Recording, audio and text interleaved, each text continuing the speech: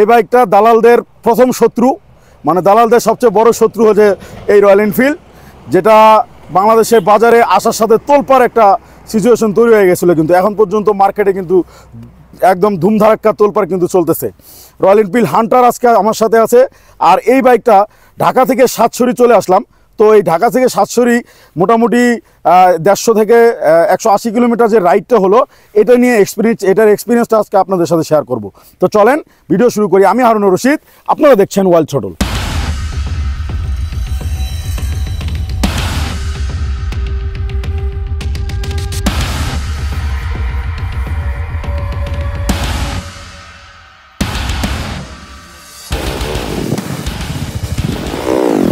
তো মোটামুটি 150+ kilometre run করা হলো, ঢাকা সাতছড়ি হাইওয়েতে রান করা হলো এই বাইকটা।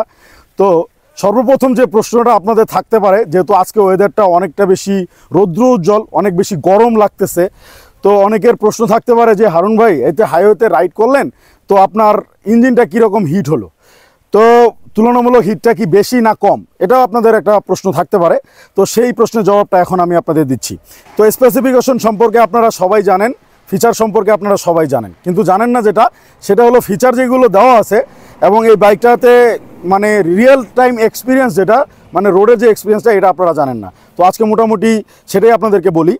তো ইঞ্জিন হিটিং ইস্যুটা নিয়ে অনেকের কথা কনসার্ন থাকতে পারে। তো যেটা বলতেছি যে ইঞ্জিন হিটিংটা আসলে কীরকম ছিল।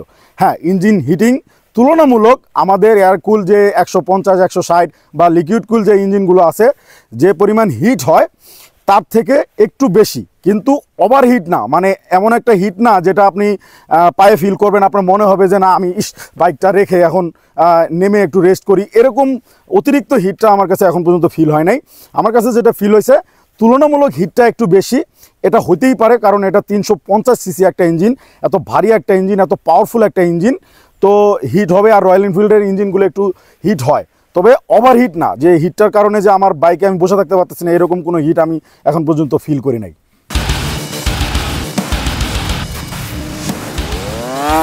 তো যেহেতু হাইওয়েতে রাইড করে আসলাম, এখন আপনারা বলতে পারেন হারুন ভাই, আপনি এই বাইকটার পাওয়ারটা কীরকম পেলেন ইঞ্জিন থেকে? যেহেতু 350 সিসি একটা ইঞ্জিন, পাওয়ারটা তো ওইভাবে পাওয়ার কথা। হ্যাঁ, আমি পাওয়ারটা খুব ভালো টর্ক কিন্তু ফিল করছি, দুর্দান্ত টর্ক ফিল করছি প্রত্যেকটা গাড়িটা ওভারটেকিংয়ের সময়, এবং জ্যামের মধ্যে মুভ ওভার করতে আমার কোনো রকম কোনো কষ্ট হয় নাই, ওয়েটটা আমি খুব বেশি ফিল করি নাই, এবং চমৎকারভাবে আমি বাইকটা রাইড করে আসতে পারছি। রাস্তার সাথে যে কানেকশন রয়্যাল এনফিল্ডের ভাই, এটা একদম দুর্দান্ত লেভেলের কানেকশন, আসলে এটা বলে বোঝানো যাবে না। আপনি যদি হাইওয়েতে রাইড করেন, তখন এই বাইকটা আপনি আসলে রিয়েল ফিলটা বুঝতে পারবেন যে এটার হাইওয়ে কানেকশনটা কি দুর্দান্ত, কি চরম একটা কানেকশন হাইওয়ের সাথে। টর্কটা অস্থির, পাওয়ারটা খুব সুন্দরভাবে আমি ফিল করতে পারছি। আর সবচেয়ে বড় কথা হলো, আমি এই বাইকটা নিয়ে মুভ ওভার করতে আমার কোনো কষ্ট হয় না, হাইওয়েতে রাইড করতে, অফরোডেও কিন্তু রাইড করে আসলাম। তো তারপরে আপনারা বলতে পারেন যে হারুন ভাই, যেহেতু অনেক ভারী একটা গাড়ি, এবং আপনি যেহেতু সিলেটের একটা ভাঙাচোরা অফরোডে রাইড করলেন, সিলেটে রিসেন্টলি যারা আসছেন তারা হয়তো বলতে পারবেন যে ভাঙাচোরা রাস্তায় যেহেতু রাইড করলেন, তাহলে এটা সাসপেনশন ফিডব্যাকটা কেমন পেলেন, যে আপনার হাতে কোনো পেইন হয়েছে কিনা, বা আপনার দেখা গেছে যে রাইডিংয়ে কোনো ডিসকমফোর্ট ফিল করছেন কিনা। কমফোর্টটা আসলে জরুরি, কমফোর্টটা আসলে কেমন পেলেন, তো সেই ব্যাপারটা যদি আপনাদের মাঝে শেয়ার করি, তাহলে আমার কাছে অফরোডিংয়ে দেখা গেছে যে খুব বেশি পেইন আমি খাই নাই। নর্মাল যে আমার 100-110 সিসি যে বাইকগুলো আছে, সেগুলোতে যেরকম ঝাঁকি ফিল করি, এটাতে ওই ঝাঁকিটা আমি ফিল করিনি, হয়তো বা এটার ওয়েটের কারণে হতে পারে, বা সাসপেনশনের ফিডব্যাকের কারণে হতে পারে, ওরকম এক্সট্রা ঝাঁকিটা আমি ফিল করি নাই। আমার হাতে কোনো রকম কোনো পেইন এখন পর্যন্ত আমি ফিল করতে পারি নাই। তো মোটামুটি বলা যায় যে বাইকটা এবং সিটিং পজিশনটা যেরকম কমফোর্টেবল, আর বাইকের সিটটা তো আপনারা জানেনই, রয়্যাল এনফিল্ডের সিট একদম দুর্দান্ত নরম একটা সিট। মোটামুটি এই 150-200 কিলোমিটার টানা রাইডে আমি খুব কমফোর্টের সাথেই রাইড করতে পেরেছি।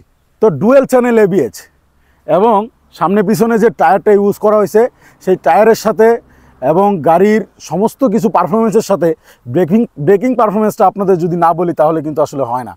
তো এই হাইওয়ে রাইডে খুব চমৎকারভাবে অফরোডিংয়ে, যেহেতু অনেক বেশি স্পিড ব্রেকার ছিল, অনেক বেশি ডানে বামে মুভ করার মতো আমাদের 3 হুইলার ছিল, তো সেই গাড়িগুলোতে মুভ ওভার করতে বেশ কয়েকবার এমার্জেন্সি সিচুয়েশনে ব্রেক কিন্তু আমাকে প্রেস করতে হয়েছে।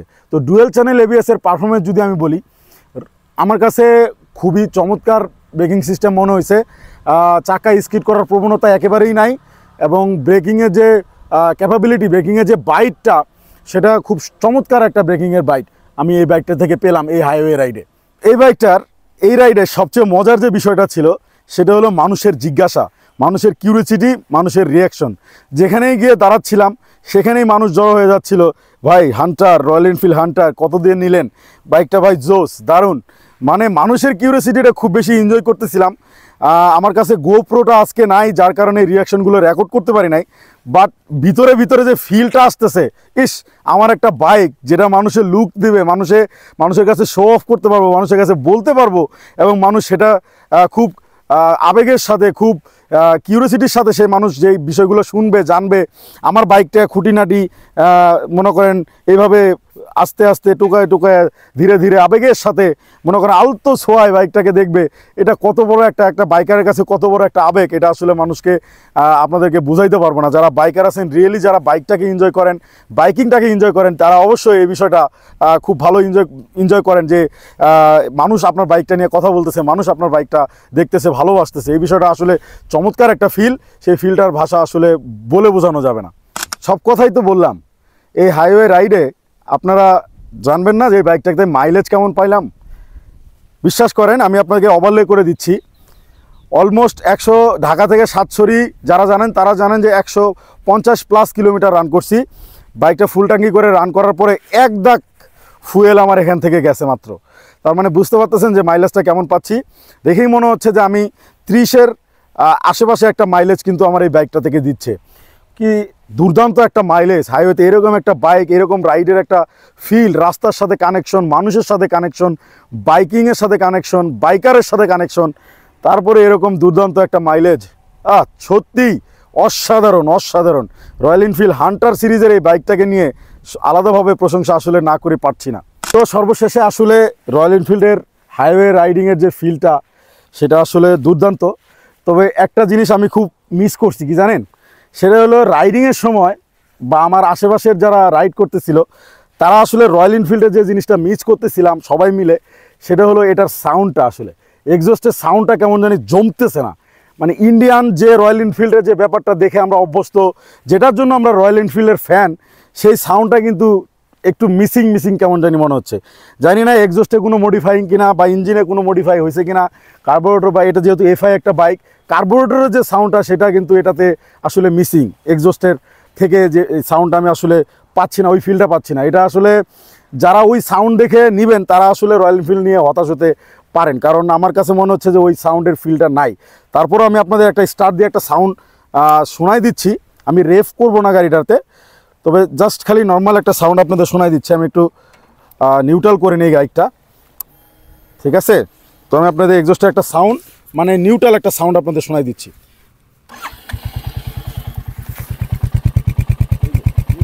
নিউট্রাল সাউন্ডটা আপনারা শুনতে পাচ্ছেন।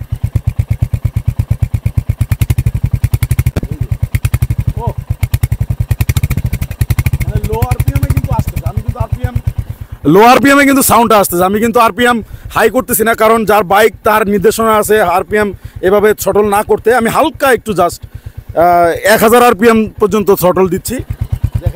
দেখেন আপনারা সাউন্ডটা।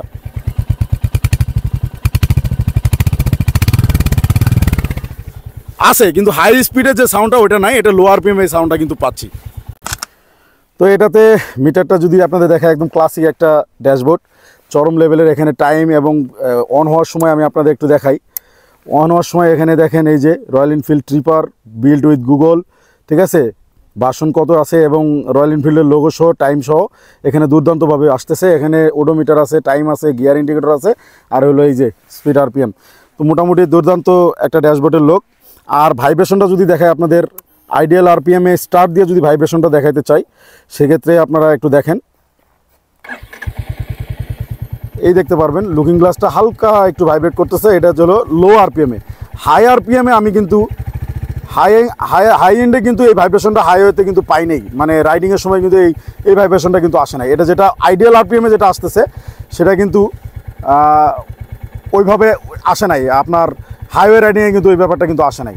হালকা একটু ভাইব্রেশন কিন্তু এখানে আছে, কিন্তু এমন ভাইব্রেশন না যে একদম কাঁপাকাঁপি করে আপনার শরীর হাত পা সব নাড়াই দিবে, এরকম ভাইব্রেশন নাই। যারা ভাইব্রেশন সম্পর্কে বলে তারা আসলে ভাই তাদের বলার কিছু নাই।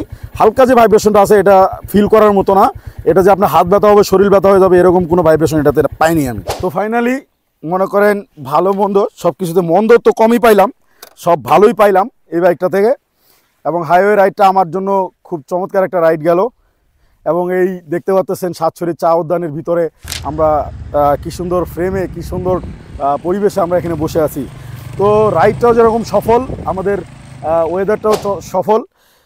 তো সব কিছু মিলে এই ছিল রয়্যাল এনফিল্ড হান্টারের হাইওয়ে রাইডের ফিল, হাইওয়ে রাইডিং এক্সপিরিয়েন্স, যেটা আমার মনে হয় আপনারা যারা টুকটাক কনফিউশনে ছিলেন, আমি যেহেতু বাইকের একদম খুঁটিনাটি বলি না, আমি মেজর যে ব্যাপারগুলো বলছি, যেমন মাইলেজ বলছি, ইঞ্জিনের পাওয়ার বলছি, রয়্যাল এনফিল্ডের একটা ব্যাপার থাকে সেটা হলো যে ইঞ্জিন হিটিং ইস্যু, সেটা বললাম, ইঞ্জিনের সাউন্ড বললাম, বাইকের যে আবেগটা, এটা বাইকাররা যেভাবে বাইকটাকে দেখতেছে, বাইক সম্পর্কে কিউরিসিটি তাদের যেভাবে দেখলাম সেটা আপনাদেরকে বললাম। তো ব্রেকিং বললাম, মাইলেজ সব কিছু মোটামুটি বললাম। তো ভাইব্রেশনের সম্পর্কেও আপনাদেরকে বললাম। তো সব কিছু মিলে আমার কাছে ওভারঅল বাইকটা ভ্যালু ফর মানি আমার কাছে মনে হয়েছে। যারা একেবারেই মাইলেজ নিয়ে সংকীর্ণ, যারা মনে করেন যে 40-50 মাইলেজ পাবেন এরকম যাদের চিন্তা ভাবনা, তারা আসলে এই বাইকটা থেকে দূরে থাকেন। আর নির্দিষ্ট কিছু কোম্পানির দালাল তারাও আপনারা দূরে থাকেন, কারণ বাইকটা আসলে দুর্দান্ত এবং ভ্যালু ফর মানি একটা বাইক কিন্তু বাংলাদেশে রয়্যাল এনফিল্ড হান্টার সিরিজের এই বাইকটা আমার কাছে পার্সোনালি এখনও মনে হয়, যারা হাইওয়ে ট্যুরিং খুব বেশি পছন্দ করেন তারা এই বাইকটা সত্যি আপনাদের জন্য ভালো একটা ট্রিট হতে যাচ্ছে, ভালো একটা ট্রিট আপনারা পাবেন আমার এই হাইওয়ে রাইডিং এক্সপিরিয়েন্স যেটা বলে। তো ভালো থাকবেন, সুস্থ থাকবেন, দেখা হচ্ছে নেক্সট ব্লগে, নেক্সট কোনো রয়্যাল এনফিল্ড নিয়ে হয়তো বা অন্য কোনো বাইক নিয়ে। যখন যে বাইক পাবো তখন সেই বাইকের ভালো মন্দ আপনাদের সাথে শেয়ার করার চেষ্টা করব। কোনো স্পেসিফিকেশন নয়, সব বলবো রিয়েল টাইম এক্সপিরিয়েন্স। ভালো থাকেন, আসসালামু আলাইকুম।